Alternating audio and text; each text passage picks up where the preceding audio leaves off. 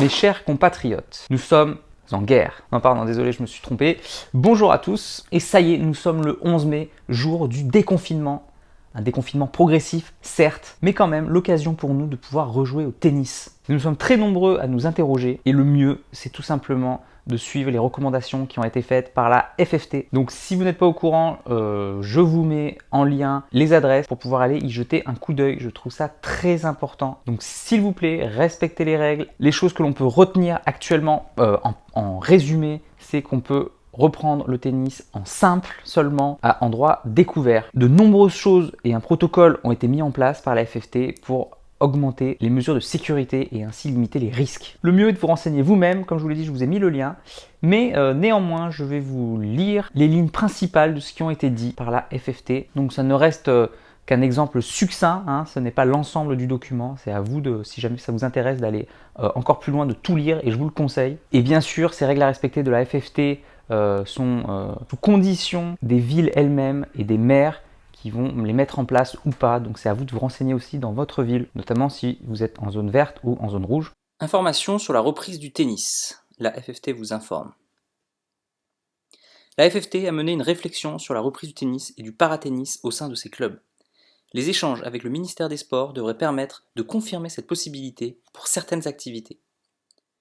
C'est ainsi que le tennis et le paratennis pourraient reprendre en pratique loisir à compter du 11 mai.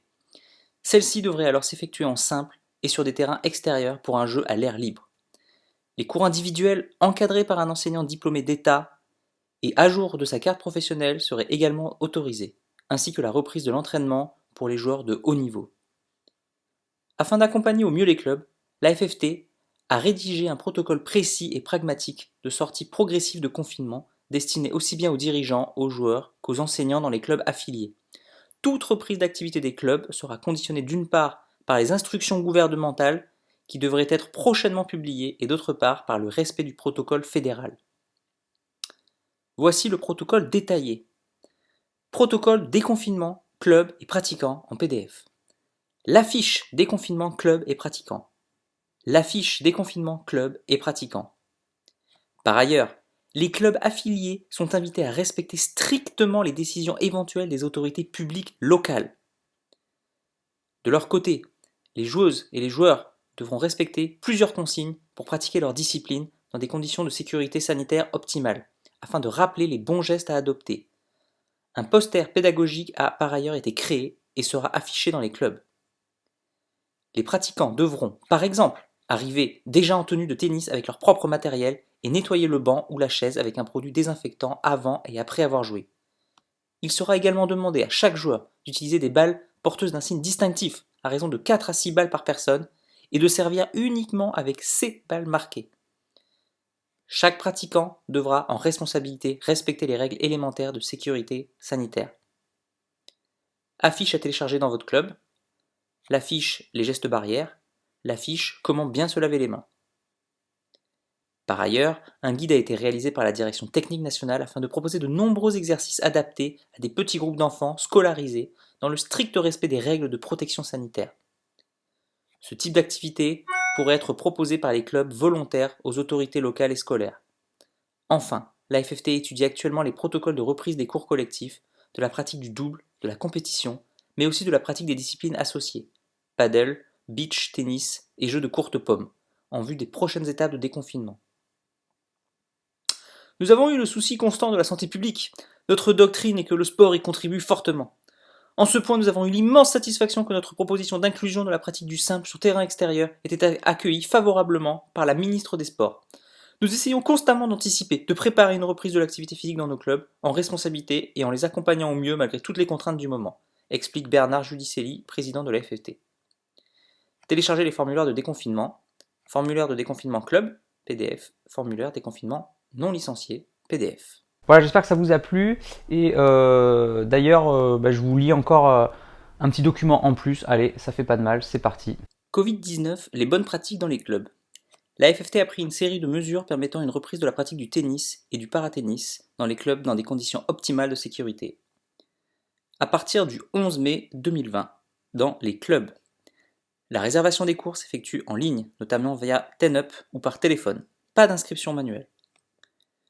Les clubhouses, les lieux d'accueil, les vestiaires, les douches et les espaces de restauration sont fermés. Un accès à des toilettes avec point d'eau reste à disposition. La pratique du double n'est pas autorisée. Les règles habituelles de distanciation sociale sont respectées, minimum 2 mètres, en toutes circonstances et pour tous les publics. Le référent Covid-19 désigné par le club sera le point de contact pour renseigner tout membre du club sur les questions relatives à la reprise d'activité dans le cadre de la sortie de confinement. Seuls les terrains en extérieur pour un jeu à l'air libre sont ouverts. Chaque joueur entre dans le club sans accompagnateur. Soyons citoyens. Le bon état sanitaire des clubs relève de la responsabilité de tous. Avant de jouer, les joueurs doivent arriver en tenue de tennis et avec leur propre matériel. Raquettes, balles, serviettes, bouteilles d'eau, gel hydroalcoolique et gants. Chaque joueur devra laisser sa serviette dans son sac pendant toute la séance. Les joueurs doivent se laver les mains ou utiliser leur gel hydroalcoolique. Pour éviter que les joueurs se croisent lors des changements de créneau horaire, il leur est demandé d'entrer individuellement sur le court, ainsi que d'arriver à l'heure exacte de réservation et de quitter le court 5 minutes avant la fin de la séance. Sur le court, les joueurs doivent nettoyer le banc ou la chaise avec du produit détergent désinfectant et du papier jetable mis à disposition par le club avant et après la partie. Pour cela, il est recommandé de mettre des gants. Chacun des joueurs apportera son jeu de 4 à 6 de balles porteuses d'un signe distinctif. Chacun servira uniquement avec ses balles marquées. En aucun cas, un joueur touchera avec la main une balle appartenant à son partenaire. Les règles habituelles de distanciation sociale minimum de 2 mètres doivent être respectées. Cette distance doit également être instaurée entre les chaises ou les bancs des joueurs. Lors des changements de côté, les joueurs passent de part et d'autre du filet dans le sens des aiguilles d'une montre pour ne pas se croiser. La poignée de main à la fin de la partie n'est pas autorisée. Un signe de la main ou de la raquette peut la remplacer. Enseignement. Seuls les cours individuels encadrés par un enseignant diplômé d'État et à jour de sa carte professionnelle sont autorisés. Dans le cadre des cours individuels, l'accompagnateur dépose le joueur ou l'enfant devant le club et le récupère à la fin du créneau horaire. Il ne reste pas pour regarder les séances. Si l'enseignant fournit les balles, l'élève ne doit à aucun moment donné les ramasser avec les mains. Seul l'enseignant est habilité à le faire. L'élève lui renvoie alors les balles avec la raquette ou le pied. L'entraînement au service n'est possible qu'à la condition que l'élève utilise ses propres balles marquées. L'enseignant n'aura alors pas le droit de toucher les balles fournies par l'élève. Bien sûr, sous réserve des autorisations des municipalités et des modalités de déconfinement local.